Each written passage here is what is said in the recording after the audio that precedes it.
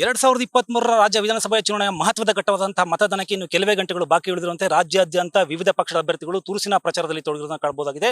ಇವತ್ತು ಸಂಜೆ 5 ಗಂಟೆಗೆ ಸಾರ್ವಜನಿಕ ಒಂದು ಪ್ರಚಾರ ಮುಕ್ತಾಯವಾಗುತ್ತೆ. ನಾನೀಗ ರಾಜ್ಯದ ಪ್ರತಿಷ್ಠಿತ ಕಣವಾಗಿರುವಂತಹ ಶಿಕಾರಿಪುರದಲ್ಲಿದ್ದೀನಿ. ಇಲ್ಲಿ ಈ ಕ್ಷೇತ್ರದಲ್ಲಿ ಮಾಜಿ ಸಿಎಂ ಯಡಿಯೂರಪ್ಪನವರ ಪುತ್ರ ಆಗಿರುವಂತಹ ರಾಜ್ಯ ಬಿಜೆಪಿಯ ಉಪಾಧ್ಯಕ್ಷರಾಗಿರುವಂತಹ BY ವಿಜಯೇಂದ್ರ ಇದೇ ಮೊದಲ ಬಾರಿಗೆ ಚುನಾವಣೆಯಲ್ಲಿ ಸ್ಪರ್ಧಿಸಿದ್ದಾರೆ.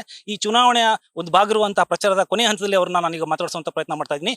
ಸರ್, ಈಗ ಕೊನೆ ಹಂತದ ಚುನಾವಣೆಗೆ ಅಂದ್ರೆ ಏನು ಪ್ರಚಾರಕ್ಕೆ ಕೆಲವೇ ಗಂಟೆಗಳು ಬಾಕಿ ಇದೆ. ಈ ಸಂದರ್ಭದಲ್ಲಿ ತಾವು ಒಂದೂವರೆ ತಿಂಗಳಿಂದ ಸತತವಾಗಿ ಪ್ರಚಾರದಲ್ಲಿ ತೊಡಗಿರಾ, ಏನ್ ಅನಿಸ್ತಿದೆ ಸರ್? ನಮ್ಮ ಶಿಕಾರಿಪುರ ವಿಧಾನಸಭಾ ಕ್ಷೇತ್ರದಲ್ಲಿ ಈ ಮಟ್ಟಕ್ಕೆ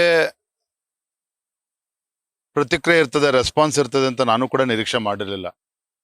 ಎಲ್ಲಿ ಹೋದ್ರಲ್ಲಿ ಯಾವುದೇ ಗ್ರಾಮಕ್ಕೆ ಭೇಟಿನ ಕೊಟ್ಟಂತ ಸಂದರ್ಭದಲ್ಲೂ ಕೂಡ ತಾಯಂದ್ರು ವಿಶೇಷವಾಗಿ ಆರತಿನ ಬೆಳಗಿ ಕಂಕಣವನ್ನ ಕಟ್ಟಿ, ಹಿರಿಯರು ಆಶ್ಚರ್ಯ ಅಂದ್ರೆ ಕಳೆದ 30-40 ವರ್ಷದಿಂದ ತಂದೆ ಜೊತೆ ಸೇರಿ ಪಕ್ಷ ಕಟ್ಟಿರ್ತಕ್ಕಂಥವ್ರು ಇವತ್ತು ಕೂಡ ಅದೇ ಉತ್ಸಾಹದಲ್ಲಿದ್ದಾರೆ. ವಿಜಯೇಂದ್ರನ್ ಗೆಲ್ಲಿಸ್ಬೇಕು, ನಮ್ಮ ವಿಜಯಣ್ಣನ್ ಗೆಲ್ಲಿಸ್ಬೇಕು ಅಂತೇಳಿ. ಇನ್ನು ಯುವಕರಂತೂ ಹುಚ್ಚೆತ್ ಕುಣಿತಾ ಇದ್ದಾರೆ. ಯಾವುದೇ ಗ್ರಾಮಕ್ಕೆ ಹೋದ್ರು ಕೂಡ ಯುವಕರು ಹೆಚ್ಚೆಚ್ಚು ಭಾರತೀಯ ಜನತಾ ಪಾರ್ಟಿ ಸೇರಿರ್ತಕ್ಕಂಥದ್ದು.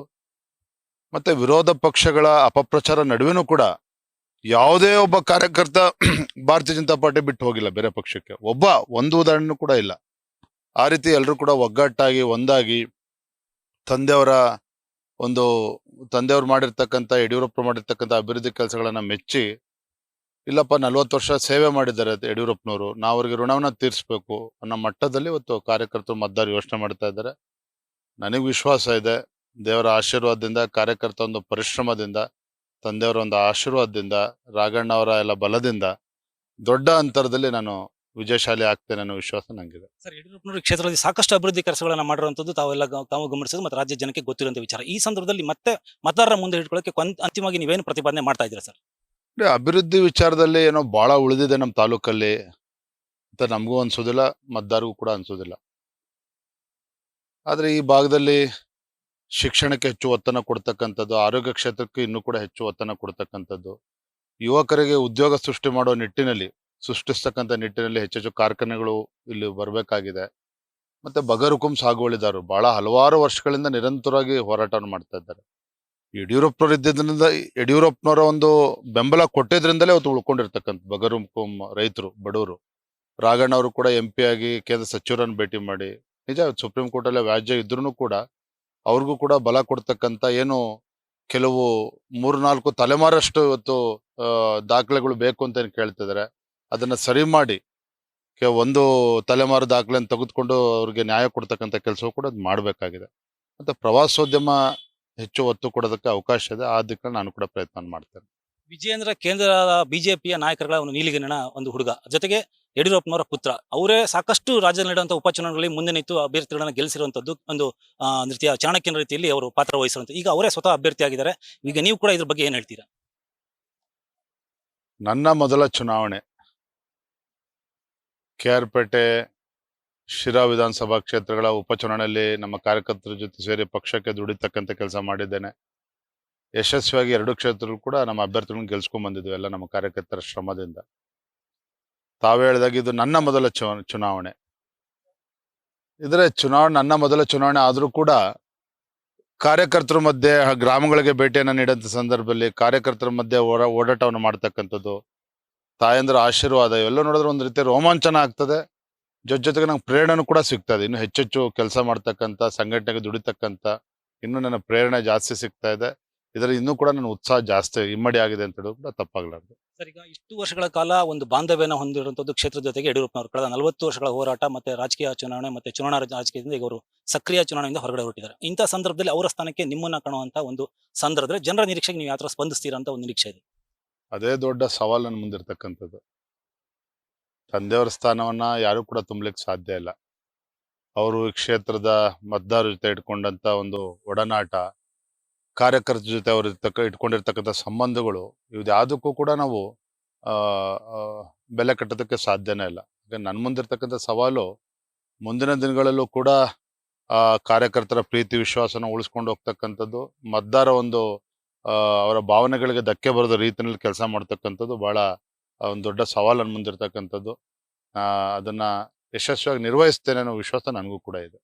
ಕೇಂದ್ರದ ಬಿಜೆಪಿಯ ಅಧ್ಯಕ್ಷರಾದಂತಹ ಜೆ.ಪಿ. ನಡ್ಡಾ ಆದಿಯಾಗಿ ಸಾಕಷ್ಟು ಜನ ಅಂದ್ರೆ ಇವತ್ತು ಕೂಡ ಸುದೀಪ್ನವರು ಸೇರಿದಂತೆ ಸಾಕಷ್ಟು ಜನ ಇಲ್ಲಿ ಬಂದು ಪ್ರಚಾರ ಮಾಡಿ ತಮ್ಮ ಪರ ಬ್ಯಾಟಿಂಗ್ ಮಾಡಿ ಹೋಗಿದ್ದಾರೆ. ಇದು ತಮಗೆ ಎಷ್ಟು ಮಟ್ಟಿಗೆ ಗೆಲುವಿಗೆ ಸಹಕಾರಿಯಾಗುತ್ತೆ ಸರ್? ಕಿಚ್ಚ ಸುದೀಪ್ ಅವರು ಆತ್ಮೀಯರಿದ್ದಾರೆ. ರಾಜ್ಯಾದ್ಯಂತ ಕಳೆದ ಕೆಲವು ದಿನಗಳಿಂದ ಪ್ರವಾಸ ಮಾಡಿದ್ದಾರೆ. ಯಾವುದೇ ಕ್ಷೇತ್ರಕ್ಕೆ ಹೋದ್ರು 1 ಗಂಟೆ ಮೇಲೆ ಇಲ್ಲ ಅವರು. ಆದ್ರೆ ವಿಜೇಂದ್ರ ಕ್ಷೇತ್ರಕ್ಕೆ ನಾ ಇಡೀ ದಿನ ಕೊಡ್ತೇನೆ ಅಂತೇಳಿ, ಸಂಪೂರ್ಣ ಒಂದಿನ ಇರ್ತೇನೆ ಅಂತೇಳಿ ಪಾಪ ಅವರು ಇಡೀ ದಿನವನ್ನು ಅವರು ಮೀಸಲಾಗಿಟ್ಟು ನಮ್ಮ ಶಿಕಾರಿಪುರ ಕ್ಷೇತ್ರದಲ್ಲಿ ಸಮಯವನ್ನು ಕೊಡ್ತಾ ಇದ್ದಾರೆ. ನೋಡ್ತಾ ಇರಲ್ಲ, ಕಿಚ್ಚ ಸುದೀಪ್ ನಾಡಿನ 6.5 ಕೋಟಿ ಕನ್ನಡಿಗರ ಹೃದಯವನ್ನಾಗಿದ್ದಿರ್ತಕ್ಕಂಥ ಒಬ್ಬ ದೊಡ್ಡ ಚಲನಚಿತ್ರ ನಟ. ಅಷ್ಟೇ ಅಲ್ಲ, ಜೊತೆಗೆ ನಾಡಿನಲ್ಲಿ ಕೋಟ್ಯಾಂತರ ಯುವಕರಿಗೆ ಒಂದು ಕಿಚ್ಚನ್ನು ಹಚ್ಚಿರ್ತಕ್ಕಂಥವ್ರು ಕೂಡ ಹೌದು. ಇವತ್ತೇ ನೋಡಿದ್ರೆ ಶಿಕಾರಿಪುರದಲ್ಲಿ ಅವ್ರು ಬಂದಂತ ಸಂದರ್ಭ ಅಂದ್ರೆ ವಯಸ್ಸಿಗೆ ಮೀರಿ ಯಜಮಾನರುಗಳು, ತಾಯಂದಿರು, ಯುವಕರು, ಯುವತಿಯರು ಎಲ್ಲರೂ ಕೂಡ ಹುಚ್ಚೆತ್ ಕುಣಿತಾ ಇದ್ರು. ಅವ್ರು ನೋಡ್ಬೇಕು, ಅವ್ರನ್ನ ಸೆಲ್ಫಿ ಹೊಡಿಸ್ಕೋಬೇಕು ಅಂತೇಳಿ ಅಷ್ಟು ಅಭಿಮಾನ ಇಟ್ಕೊಂಡಿದ್ದಾರೆ. ಇವತ್ತು ನಮ್ಮ ಶಿಕಾರಿಪುರಕ್ಕೆ ಅವ್ರು ಸಮಯ ಕೊಟ್ಟಿರೋದ್ರಿಂದ ನಾವು ಕನಿಷ್ಠ 50-60 ಸಾವಿರ ಅಂತರದಲ್ಲಿ ಗೆಲ್ಲೋದಕ್ಕೆ ನನಗೂ ಕೂಡ ಒಂದು ದೊಡ್ಡ ಶಕ್ತಿ ಬಂದಂತಾಗಿದೆ. ಸರ್, ಇನ್ನು ಕೆಲವೇ ಕ್ಷಣಗಳಲ್ಲಿ ಮತದಾನದ ಒಂದು ಚುನಾವಣೆ ಅಂತ್ಯ ಆಗುತ್ತೆ, ಪ್ರಚಾರ ಅಂತ್ಯ ಆಗುತ್ತೆ, ಮತ್ತೆ ಮತದಾನದ ಕ್ಷಣಗಳೇ ಆರಂಭ ಆಗುತ್ತೆ. ಕೊನೆಯ ಹಂತದಲ್ಲಿ ಮತದಾರರಿಗೆ, ಕ್ಷೇತ್ರದ ಮತದಾರರಿಗೆ ಏನು ಭರವಸೆ ಕೊಡಬೇಕು ಅಂತೀರಾ, ಅಥವಾ ಏನು ನಿಮ್ಮ ಸಂದೇಶ ನೀಡಬೇಕು ಅಂತ ಹೇಳ್ತಾ ಇದ್ದೀರಿ? ರಾಜ್ಯದ ಮತದಾರರಲ್ಲಿ ನನ್ನ ಪ್ರಾರ್ಥನೆ ಏನು ಅಂತ ಹೇಳಿದ್ರೆ, ಭಗವಂತ ನಮಗೆ ಯೋಚನೆ ಮಾಡ್ತಕ್ಕಂಥ ಶಕ್ತಿ ಕೊಟ್ಟಿದ್ದಾನೆ, ಬುದ್ಧಿ ಕೊಟ್ಟಿದ್ದಾನೆ. 50-60 ವರ್ಷ ಕಾಂಗ್ರೆಸ್ ಪಕ್ಷ ಆಡಳಿತ ನಡೆಸಿದೆ ರಾಜ್ಯದಲ್ಲಿ ಮತ್ತು ಕೇಂದ್ರದಲ್ಲಿ. ಆ ಸಂದರ್ಭದಲ್ಲಿ ಎಷ್ಟು ಅಭಿವೃದ್ಧಿ ಆಗಿದೆ. ಇವತ್ತು ನರೇಂದ್ರ ಮೋದಿಜಿಯವರು ಪ್ರಧಾನಮಂತ್ರಿ ಆದ್ಮೇಲೆ ರಾಜ್ಯದಲ್ಲಿ ಡಬಲ್ ಇಂಜಿನ್ ಸರ್ಕಾರ ಬಂದ್ಮೇಲೆ ಎಷ್ಟು ಅಭಿವೃದ್ಧಿಗಳು ಆಗಿದೆ. ಇವರು ವಿರೋಧ ಪಕ್ಷದವರು 40% ಸರ್ಕಾರ ಮತ್ತೊಂದು ಆರೋಪಗಳು ಮಾಡ್ತಕ್ಕಂಥದ್ದು ಸಹಜ. ವಿರೋಧ ಪಕ್ಷದವ್ರು ಇರ್ತಕ್ಕಂಥದ್ದೇ ಆರೋಪ ಮಾಡೋದಕ್ಕೆ ಅನ್ನೋ ಒಂದು ಭಾವನೆಗೆ ಬಂದ್ಬಿಟ್ಟಿದೆ ವಿರೋಧ ಪಕ್ಷದವ್ರಿಗೆ. ಆದ್ರೆ ವಾಸ್ತವಿಕವಾಗಿ ರಾಜ್ಯದಲ್ಲಿ ಆಗಿರ್ತಕ್ಕಂಥ ಅಭಿವೃದ್ಧಿ, ದೇಶದಲ್ಲಿ ಆಗಿರ್ತಕ್ಕಂಥ ಅಭಿವೃದ್ಧಿ, ಮತ್ತೆ ಮುಂದಿನ ದಿನಗಳಲ್ಲಿ ರಾಜ್ಯದಲ್ಲಿ ಮತ್ತೊಮ್ಮೆ 25ಕ್ಕೂ ಹೆಚ್ಚು ಲೋಕಸಭಾ ಕ್ಷೇತ್ರಗಳನ್ನು ಗೆಲ್ಲೋದ್ರ ಮೂಲಕ ನರೇಂದ್ರ ಮೋದಿಜಿಯವರ ಕೈಯನ್ನು ಬಲಪಡಿಸಬೇಕು ಅನ್ನೋದು ಸನ್ಮಾನ್ಯ ಬಿ.ಎಸ್. ಯಡಿಯೂರಪ್ಪನವರ ಒಂದು ಕನಸು ಕೂಡ, ಅವ್ರ ಶಪಥನೂ ಕೂಡ. ಹಾಗಾಗಿ ಈ ನಿಟ್ಟಿನಲ್ಲಿ ರಾಜ್ಯದ ಭವಿಷ್ಯದ ದೃಷ್ಟಿಯಿಂದ, ಕರ್ನಾಟಕ ರಾಜ್ಯದ ಉಜ್ವಲ ಭವಿಷ್ಯದ ದೃಷ್ಟಿಯಿಂದ, ಅಭಿವೃದ್ಧಿಯ ದೃಷ್ಟಿಯಿಂದ ಮತ್ತೆ ನಮ್ಮ ನಾಡಿನ ಹಿರಿಮೆ, ಗರಿಮೆ ಉತ್ತುಂಗಕ್ಕೆ ಹೋಗಬೇಕು. ಆ ನಿಟ್ಟಿನಲ್ಲಿ ಮತ್ತೊಮ್ಮೆ ಭಾರತೀಯ ಜನತಾ ಪಾರ್ಟಿಯನ್ನ ಸಂಪೂರ್ಣ ಬಹುಮತದೊಂದಿಗೆ ತಾವೆಲ್ಲರೂ ಕೂಡ ಆಶೀರ್ವಾದ ಮಾಡಬೇಕು ಅಂತೇಳಿ ತಮ್ಮ ಮೂಲಕ ನಾಡಿನ ಮತದಾರಲ್ಲ ನಾವು ವಿನಂತಿಯನ್ನು ಮಾಡ್ತಾ ಇದ್ದೀವಿ. ಕ್ಷೇತ್ರದಲ್ಲಿ ಸಾಕಷ್ಟು ಆರೋಪಗಳು ಕೇಳಿ ಬರ್ತಿರೋದು, ಮಾತುಗಳು ಕೇಳಿ ಬರ್ತಿರೋದು. ವಿಜಯೇಂದ್ರ ಅವರು ಕೊನೆಯ ಕ್ಷಣದಲ್ಲಿ ಕ್ಷೇತ್ರಕ್ಕೆ ಬಂದು ಪ್ರಚಾರ ಮಾಡ್ತಿರೋದು ಇಷ್ಟು ಕಾಣ್ತಿರಲಿಲ್ಲ. ಇನ್ನು ಮತ್ತೆ ಅಕಸ್ಮಾತ್ ಅವ್ರಿಗೆ ಅವಕಾಶ ಕೊಟ್ಟು ಅವ್ರು ಗೆದ್ದಿದ್ದೇ ಆದ್ರಂತೆ ಕ್ಷೇತ್ರದ ಜನರಿಗೆ ಸಿಗಲ್ಲ, ಅವ್ರ ಜನಕ್ಕೆ ತಕ್ಷಣಕ್ಕೆ ಸ್ಪಂದಿಸಲ್ಲ ಅಂತ ಬಿಟ್ಟು ಒಂದು ಮಾತುಗಳು. ಇದು ನಿಜಾನ? ಇದ್ರ ಬಗ್ಗೆ ತಾವ್ ಯಾವ ಉತ್ತರ ಕೊಡಬೇಕು ಅಂತ ಇಷ್ಟಪಡ್ತೀರಾ?